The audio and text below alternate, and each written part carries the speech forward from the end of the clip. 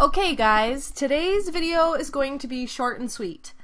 For your bonuses, I've given you a sample food plan, the one that I actually am using right now, and another PDF template so that you can print it out and start creating your own personalized food plan. So if you have it already printed out, it might be nice to have it right in front of you as we go through and talk about the different categories of a food plan and how to put this all together. So I hope you're ready, because this is where it gets good. This is where the rubber meets the road, and this is where the whole plan finally comes together. So when we're talking about creating your own food plan, it's really simple, but one thing you have to remember is that it's all you. You have to take 100% ownership for it. I can't sit here and tell you exactly how to do it. You can't use the same thing that I put on mine. You have to make it unique to you, to your goals. So you really need to take time here. I can't stress this enough. Really take some time here to be mindful of the 80-20 principle. What does that mean for you? What are your likes? What are your dislikes? What things do you need to put in the never column because you know that they're a trigger and you can never have those on a conditional basis? Or what are some things that are conditional so that you won't feel like you're having to restrict things that you really like? You need to sit down and figure out what that means for you so you can incorporate those things into your own food plan. Then you just simply have to create a first draft. There's no right or wrong answers. And you will change your food plan as you go, as you try to practice it and put it into practice. Then you will just get better and better, and you'll realize things that you might need to tweak or change as you go. So like I said, do's, take your time. Think about 80-20, what that means for you. 100% ownership of your plan. Revise it as you go, because most likely your first draft will not be your final. And stick to your plan like shortening sticks to butts. That's right. So it's like gospel. Once you've decided that you're going to do it, this is what you say. This is what Glenn Livingston taught in his book. You say, I will never break my food plan until the day I die. And things that you don't do. You don't put this off, okay? Don't put this off till tomorrow. And one reason why you might put it off is because chances are your pig is squealing. When you are using words like never and always, the pig squeals because it wants to survive. And so when you feel those pig squeals, when you're thinking about putting something in the never column and your pig is just going nuts, just remember, you are not a pig. The pig is not you. Cage that pig and get back to your food plan. All right? Never, ever, ever give up. You might make mistakes, but don't feel guilty about those things.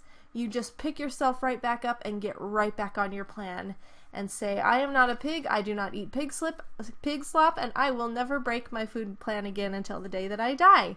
And then you keep going.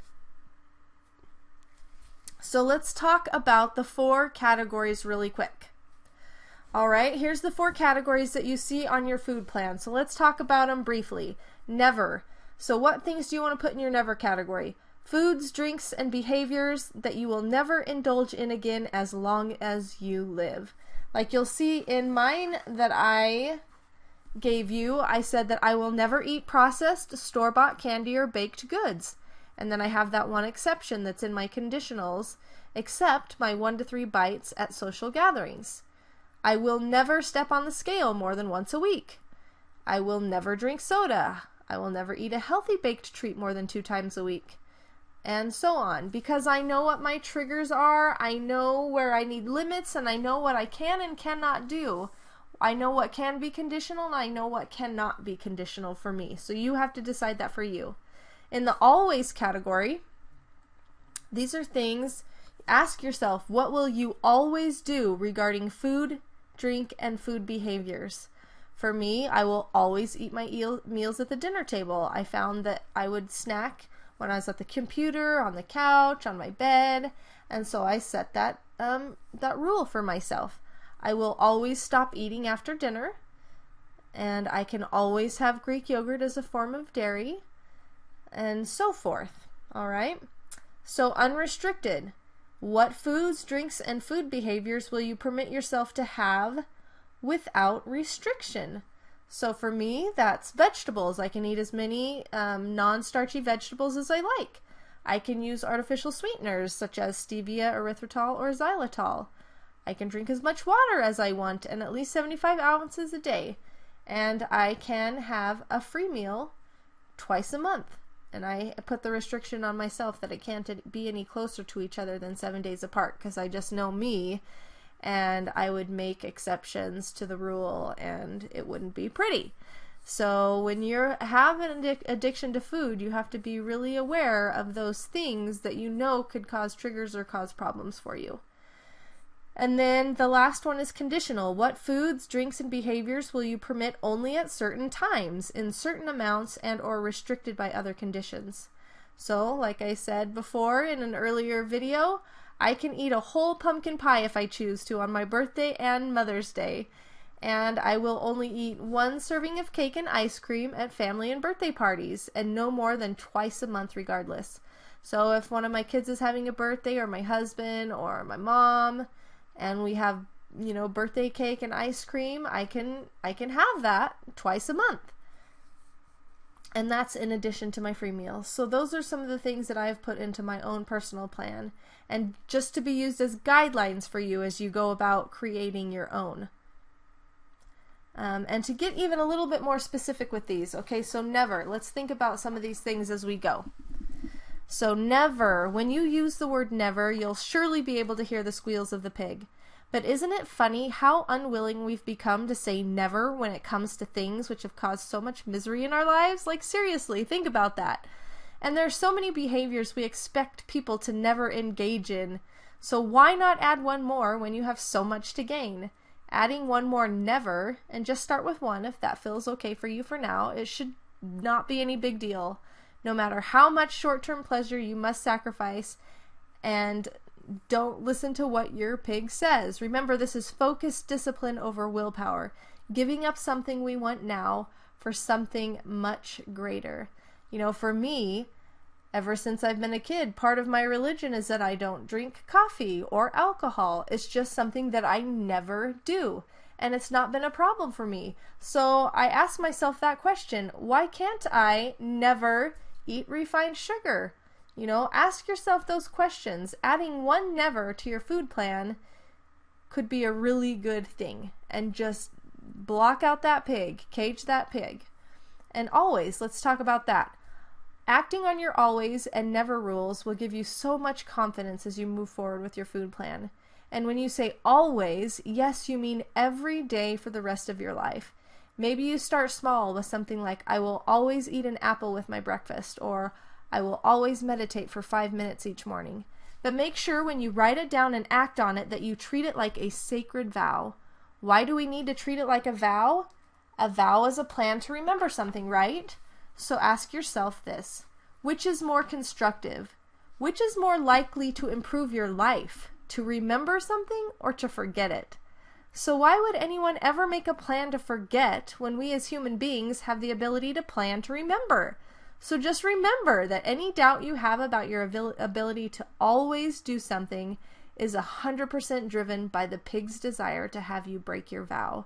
You are not a pig. Cage the pig.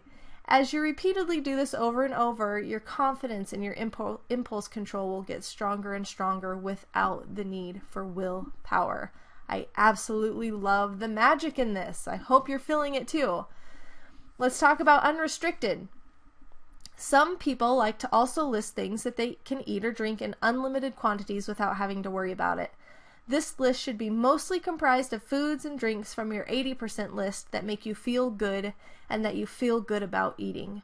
For example, I listed non-starchy veggies and water here, but you don't have to put anything here if you don't want to. Just remember that this is your plan, not mine, so craft it to what feels good to you. And as far as the conditional section, this category allows us to acknowledge certain foods, drinks, and food behaviors that cause us trouble when we don't regulate them or restrict them to specific situations.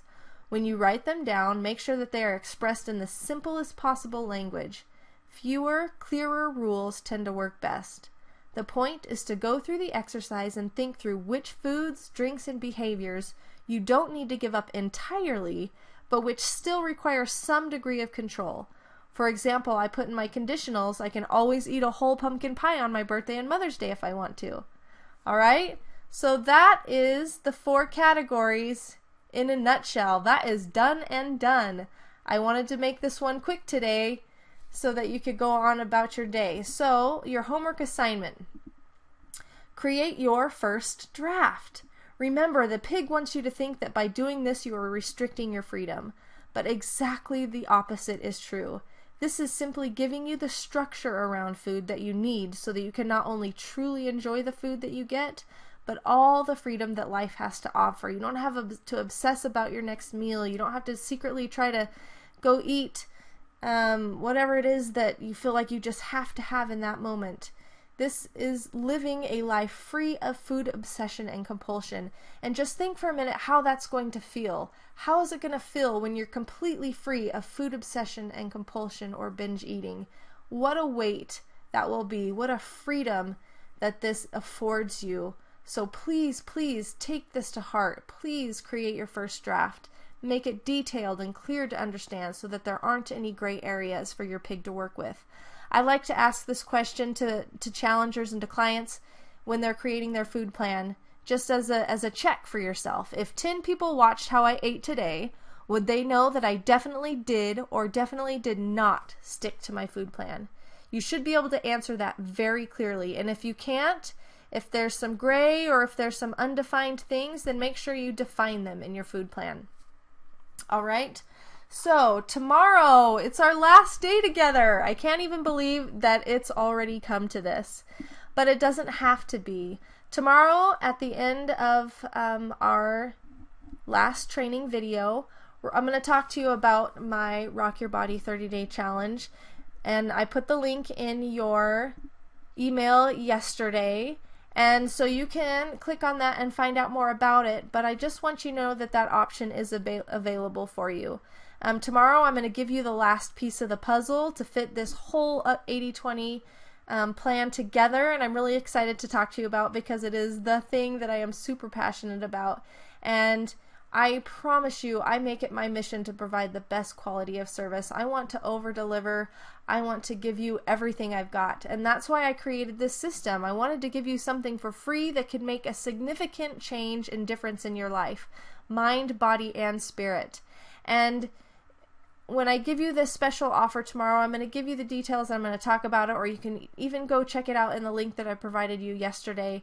But I'm going to give you the list of things that I want to provide to you if you decide to trust me and continue on this journey with me by joining my Rock Your Body 30-Day Challenge. I give even more one-on-one attention and time to you.